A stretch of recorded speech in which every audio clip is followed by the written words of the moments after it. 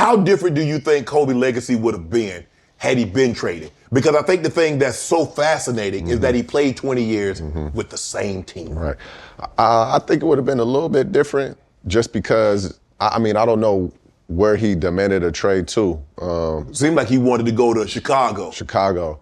Yeah, I don't think it would have been the same thing. Right. It would have been different. He would have been in the shadow of Mike, you know, and I don't think he's a person who deserves a shadow. Right. You know, he's his own shadow. How demanding was Kobe to win a ring without Shaq?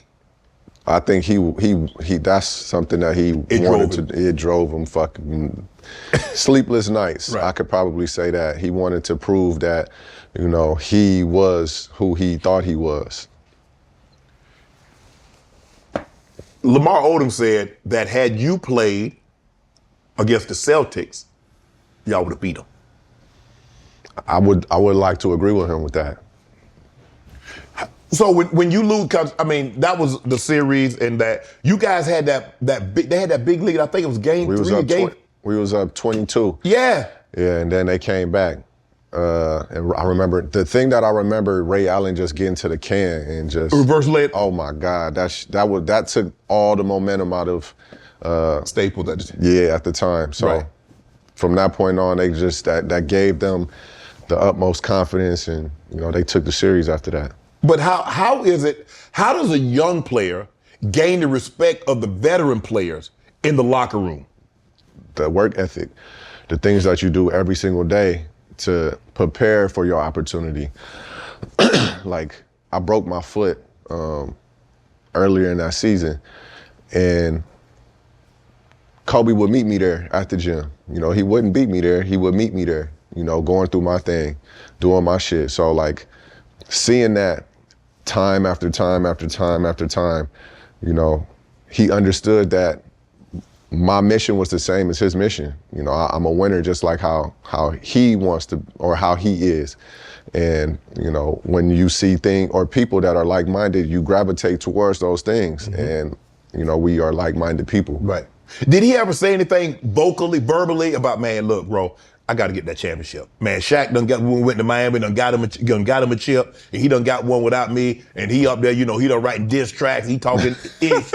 I mean, was he ever verbal about that, or you could just tell the way he practiced, the way he moved, that was very, very important to him? Sometimes he would come in practice just aggravated, you know, wouldn't say shit to nobody, and you can tell, like, in, like, his demeanor that those things was ticking him off, you know? Like, he wanted it bad. Right. He wanted it real bad. And I'm not sure if it was a competition between him and Shaq. If it was, I wouldn't have known because he never like spoke bad about Big Fella at all. But I know that his drive was always to be the best. He probably, you know, that's why he wore number 24, because he wanted to be better. One better than yeah, you know, yeah. So. Because 8 to 24 really doesn't make any sense. No sense at all. So, yeah. Yeah, so you had Phil Jackson. What was playing for Phil like? Playing for PJ was dope because it wasn't, we had a system in place. Right. So it wasn't really like he had to come up with like crazy schemes inside that system. He just had to be able to manage personalities. And I think that's where he was the best at, managing personalities, right. Getting like huge personalities to, how do you do that? To come together. Because, you know, Mike was Mike. And it's easy for Mike because there's nobody else on that team that knows. Scotty is not thinking he's as good as Mike. Jordan and Ron Harper. I don't know about that. Scotty was probably just as, that's the thing that like media, I feel like, don't like point out. You think Scotty thought he was just as good as Mike? Not defensively. Not defensively. Hey, we know what Scotty is. But I'm talking about scorer. Yeah. I think he felt like his impact was just as important. Wow. Yeah. Why wouldn't it be? Yeah, I'm not saying that's not, but I think when I look at Shaq and Kobe, they're the defining point that Kobe said, I'm just as good as this mofo, bro. Mm-hmm. Y'all say whatever you want to say, and I understand what he is, but I'm just as good. Nobody is as dominant as Shaq. Yeah. They changed the rules for Shaq. Mm-hmm. That's just what's real. But when you look at, I mean, how old were you when Kobe got to the league, what, about 96 or 96? 7. He got in 96. I was 11. So you came 11. So you saw the maturation. You saw the guy that airballed the ball in Utah. Yeah. And then you see, like, hold on. Are you sure dude 18? Are you sure he's 19? And then at 20, 21, 22, he got his third championship. His body changed. He locked in to a completely different level. Yeah, he's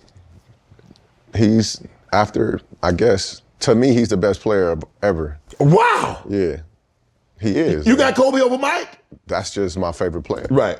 But, I mean, Mike is in a completely different, he's by himself. Right.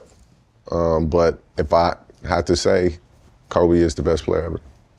When you said you texted him Kobe legs and say you texted Kobe a photo of him shooting over 3 people, and Kobe says, "Means someone should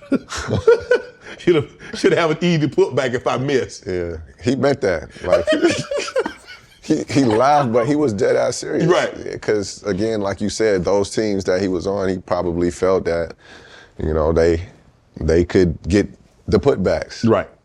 He felt like his shot was the best shot, even if it was on 3 or 4 people. When I look at the NBA now, it's like when Kobe came, the Jordan shoe was the lick. Yeah. Now it seems to be the Kobe shoe is what the Jordan shoe used to be to the NBA players today. Yeah. Am I correct in that? I think on the court for sure. Yeah. Yeah, absolutely. Kobe's shoe is, you know, the shoe to wear. And I believe it's probably that because I feel like Jordan limit the type of shoes that he let the players wear. Really? If he let players wear like the retros and all that, then, you know, it might be a little bit even. But, I mean, Kobe shoes are more comfortable. Yeah, because he don't really let them wear the Jordan. He let them wear the Jordan line. He don't let them wear that old stuff, the stuff that he actually wore. Fact. Yeah. Well, he tried to sell the Jordan line. He ain't really tried to the retro, the Nike thing. They gonna do that. They gonna sell regardless. Right. I need y'all to get some of these Jason Tatum and this other stuff. Exactly.